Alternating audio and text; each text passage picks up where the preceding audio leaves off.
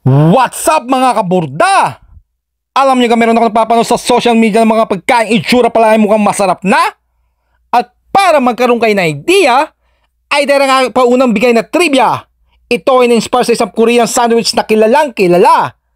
At bukod sa abot presyong halaga sa bulsa, ay natitiyak ko magugustuhan ninyo ang lasa. Dahil rin mga pagkain simple at makamasa, kaya tara na at makasaya sa mga extraordinary at exciting na mga eksena. Ay siya, karne, kung mahilig ka sa mga pagkain sandwich sa mga Korea, ay hindi mo na kailangan magabala para magpunta pa sa kanila. Dahil meron na pinagmamalaki Pinoy version ang Supremacy International ng Quezon City, aring K-Egg. K as in kaborda, abay ako'y nagbabalagla at hindi akin yan. K as in Korean, ikaw naman, pangkarakarakay na biglang magandang kahulugan, huwag mo kasi pangunahan. At ari pa ang good news, may franchise na din sila dito sa Rosario. At ang maganda nito, ako'y iimbitado sa naganap nung opening nakaraang Sabado. Pasensya na ho kayo at nga ngayon ko lang na-upload ng aking video. Abay, saksi ho ko madami-dami din naging katao.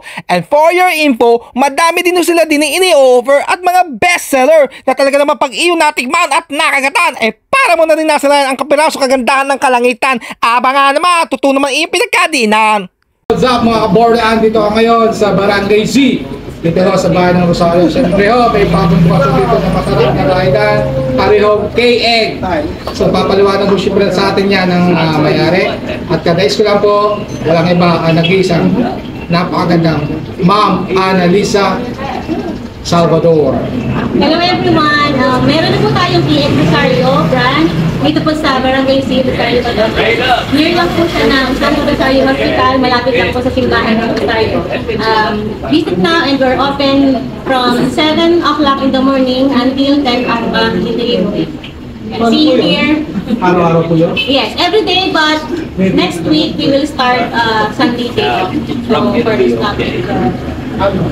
So, how about ano po? Nag-deliver din po ba? Yeah, delivery, we will flash the numbers of delivery. As of now, we have delivery boy, but later on, sooner or later, we will have the food panda delivery.